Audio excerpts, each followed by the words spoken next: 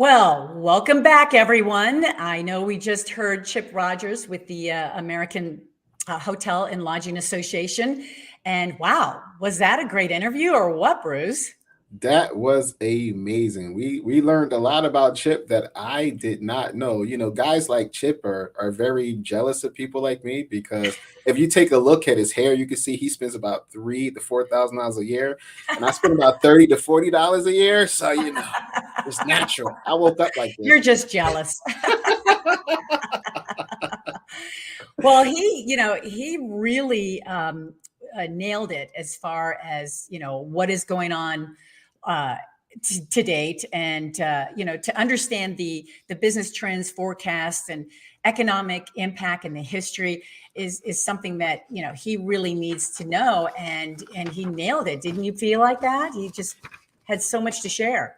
Absolutely, absolutely. Listen, what's going on right now? I mean, Chip Rogers played such an integral role on what we needed to get done in Washington, and me personally, I feel like without him and his team, it wouldn't have been possible. We definitely wouldn't have got as far as we've gotten while we Right. were going through the pandemic if it wasn't for Chip, and he just does an amazing job. I didn't know he had a broadcasting background. That explains why he's so well polished when he does what he does, and when he's meeting people and giving speeches and everything else. It's like it's second nature to him. Like, it's amazing. Yeah, yeah. As a matter of fact, we've got so many leaders to select from for this 12 spot. It's like a basketball team or something. But that's one of the things that drew me to him because I have a sports broadcasting background. So I was excited when somebody else had radio and TV as well. And his state legislation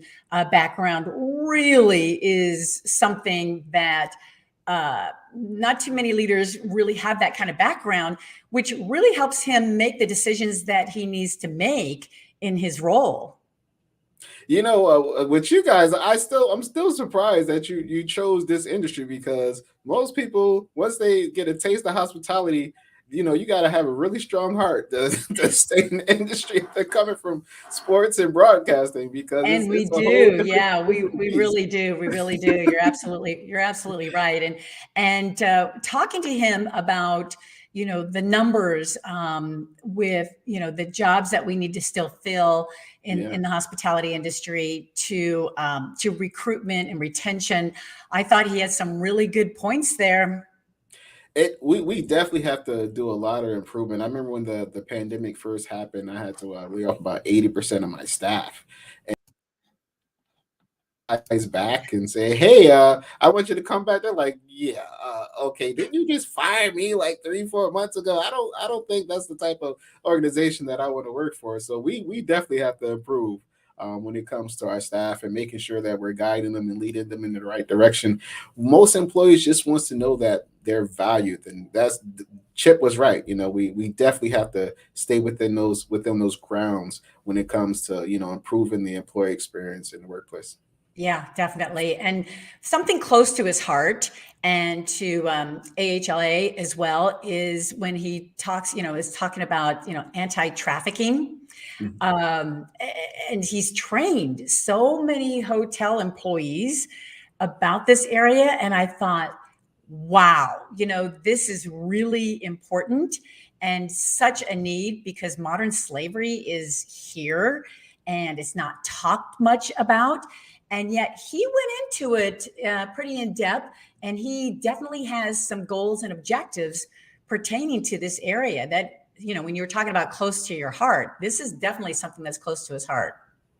I was surprised myself. I really didn't know the numbers until he was, going over everything. And I see why a lot of states are making it mandatory. A lot of states are making it mandatory that each hotel employee or organization has a class, that they have a certificate, that they learn a lot of the signs and a lot of the things that you don't see when it comes to the trafficking. So when he mentioned that, he was dead on. It's definitely something that we need to tackle and battle and be on the front lines when it comes to compliance and making sure we're looking out for Right, what's going right. on.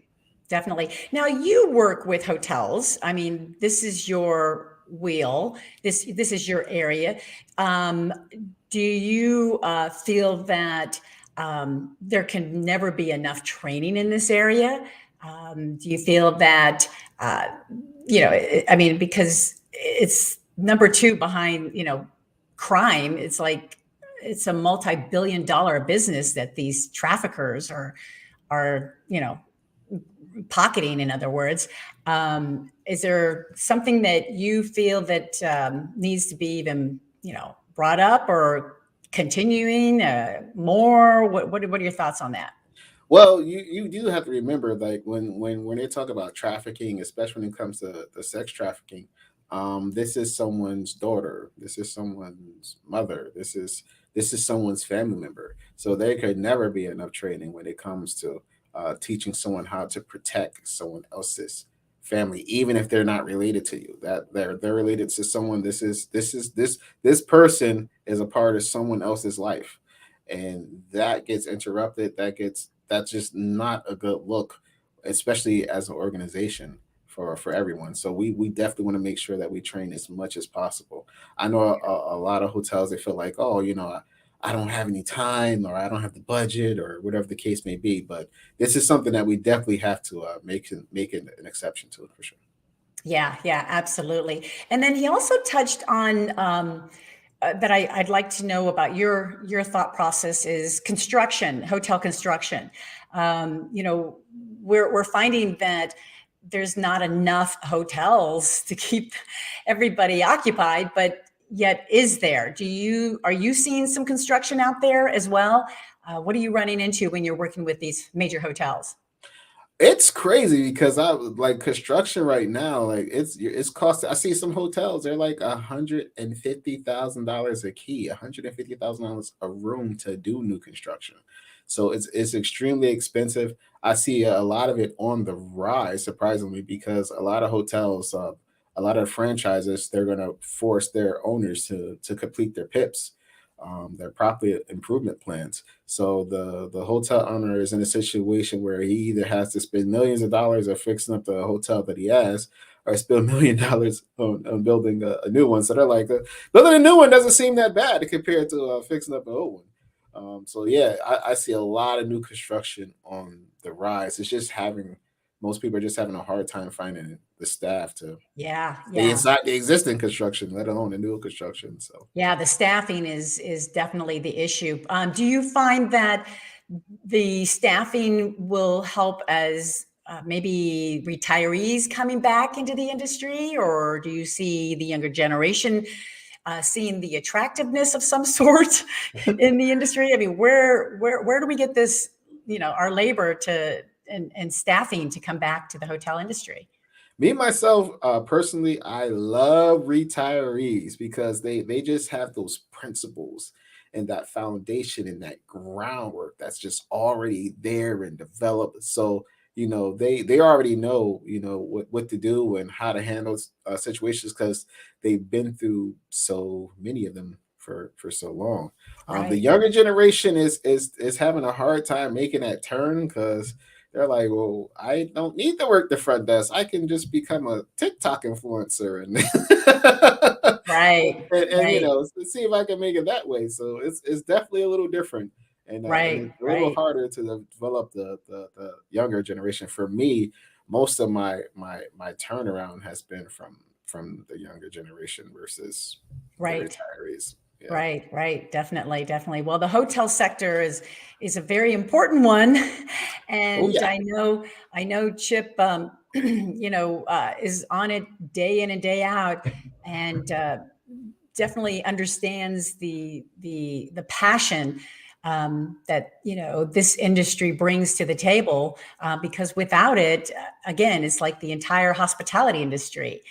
It just would not be available to people, and we need to get people back to the industry because of this pandemic, and make it attractive. We have to make it attractive for the young generation. I don't know about dancing in the hallways or anything, but I think the leaders are going to have to find ways to make it attractive to bring them back. But yeah, I would love to see the retirees coming back, there's a lot of wisdom there. There's a lot of experience there. Absolutely. Absolutely. So hopefully A lot of things is really going to help us once we get the right companies that can provide the right benefits for us. Yep. Like Efficient Health There you Solutions. go. There you go. Yes. That is going Yes. to be I key. totally agree. Totally agree. Well, I know, the hotel and lodging, industry is not going to go away. It's only going to get better. And especially with, Chip Rogers' lead in front of this. And I think the idea of making it attractive to both, the retirees and the younger generation. Why not bring them? This is a great opportunity to bring them together, and why not at the same time? But we're talking about worldwide too, so we wanted to make sure that those that are watching from Germany to Australia. To India, wherever anybody might be, is that the American Hotel and Lodging Association is on it, and making sure that not only the consumer is comfortable and wants to come back and travel and stay at hotels, but we want those staff numbers to start going up. Absolutely. Absolutely. I feel like the biggest weakness for when it comes to hotels is we really don't do a good job at selling the benefits of working at a hotel. Like most hotels, they're more likely to promote from within. There's never a dull moment because you have a million different departments that you can go work in. And so if you don't like working at the front desk, you can go someplace else. You can do housekeeping, maintenance. You can do revenue management, sales, catering. There's so many different things that you could do. The opportunity is right at one location. You don't have to go to another location to make it happen. So yeah, definitely. That's the beauty. And I believe that this industry is just one of a kind. I'll admit I've tried to get out of it before, and it just roped me right back in because it's just way too much fun. The benefits are getting better, but we just need to advocate for the industry today here on GMID22, and hoping that we'll get more attention to others at the same time. So this has been fun, Bruce. As a matter of fact, I like that MJ, Michael Jordan of hotels, right? Yep, Michael Jordan of hotels, MJ of hotels. I love it. He must be your brother, right? That's right. I played better basketball though. You look like him too. There you go. Well, thank you so much for that recap on Chip Rogers and the American Hotel and Lodging Association. Great organization, great association. Can't live without them. And again, we're happy to have Efficient Health Solutions as our wonderful sponsor for today as well. So now we're going to check out our next guest, which happens to be Gina Lawrence, the Vice President Event Services for the National Association for Advancement of Colored People. And so she's up next as our guest. I'm looking forward to that conversation with her. And then we'll be right back with you, Bruce, as well. Is Gina Lawrence related to Martin Lawrence? Hey, maybe. We'll have to ask her. For sure. All right. Everyone, all the viewers out there, thank you for staying with us here. We're just getting started on this all-day special edition for GMID 22.